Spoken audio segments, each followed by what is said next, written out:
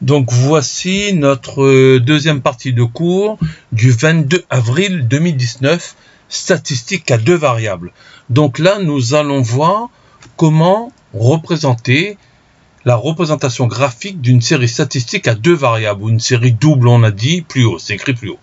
Donc si on appelle x1, x2, xn les n valeurs du premier caractère xi que nous avons vu précédemment, là, hein, c'était par exemple précédemment les deux caractères, hop, si je reviens sur les tableaux, c'était donc soit l'ensoleillement, soit le rang de l'année, hein, dans la vidéo précédente.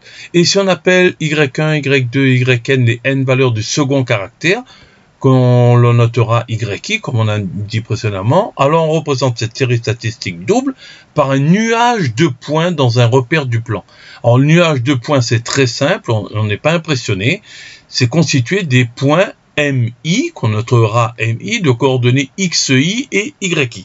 Donc, vous allez voir dans la vidéo suivante comment on fait pour placer ces points-là, d'accord? Il suffit en fait de prendre les points. Donc, si je reviens dans mon tableau précédent, par exemple, le premier point que je vais placer, il aura pour abscisse 2790 et pour ordonnée 14,7, d'accord, dans un repère. Deuxième point, ça va être ces coordonnées-là, troisième point, quatrième point, etc. Pareil ici, le premier point, ça sera donc le rang de l'année, c'est 1, et son ordonnée, c'est 80,9. Le deuxième point M, ça sera abscisse 2, ordonnée 81,1, etc. Donc, on aura plusieurs points, d'accord? À quoi ça correspond un nuage de points?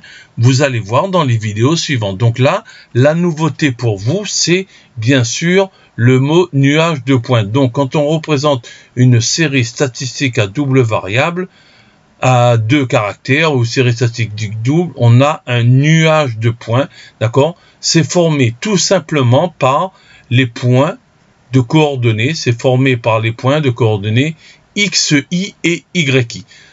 Autre vocabulaire là-dedans à connaître, c'est le point moyen, d'accord? Le point moyen est la droite d'ajustement affine. Alors, qu'est-ce que c'est que le point moyen? Notons X avec un trait dessus, on avait vu ça en classe de seconde, ça s'appelle X bar, ça se lit X bar, et ça représente la moyenne de la série XI. D'accord? Y bar, ça représente la moyenne de la série YI. Alors, je rappelle que pour le calcul de la moyenne, hein, si je veux faire le calcul de la moyenne ici, je vais additionner x1 plus x2 plus x3, etc.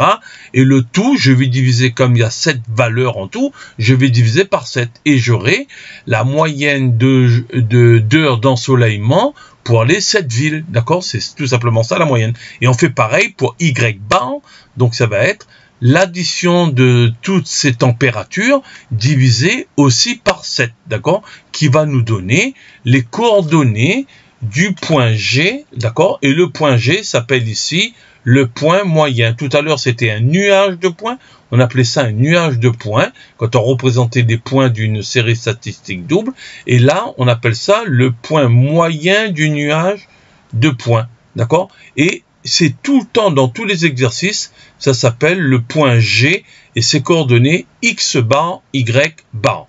D'accord? Et enfin, alors vous allez mieux comprendre toutes ces notions quand je vais faire des vidéos et quand on va faire des exercices. D'accord? Il y a des vidéos comme d'habitude qui sont faites sur calculatrice, par exemple. D'accord? Faire un ajustement affine d'un nuage de points, c'est trouver la fonction affine. Donc, nouvelle notion pour vous là-dedans, c'est un ajustement affine. Mais rappelez-vous qu'en classe de seconde, on avait déjà vu les fonctions affines, c'est-à-dire de la forme f de x égale a x plus b. Donc, un ajustement affine, c'est une droite représentative, dit aussi la droite d'ajustement. Nouveau point, nouvelle chose là-dedans très importante. Donc, c'est la droite d'ajustement que je vais souligner en rouge ici, la droite d'ajustement. Et comme son nom l'indique, ajustement, c'est une droite qui va passer au plus près de tous les points du nuage. D'accord? Une droite d'ajustement passe toujours par le point G. De quel point G je parle ici? Bien sûr, la droite d'ajustement se passe par le point G qu'on a appelé le point moyen, d'accord? Le point G, c'est le point moyen. D'accord? Une droite d'ajustement que vous allez voir dans des vidéos, vous allez voir dans des exercices, il n'y a aucune difficulté. C'est pour ça que je me permets de vous faire passer cette notion par vidéo. Très bien, à très bientôt pour la suite avec des exemples sur la calculatrice et dans des exercices.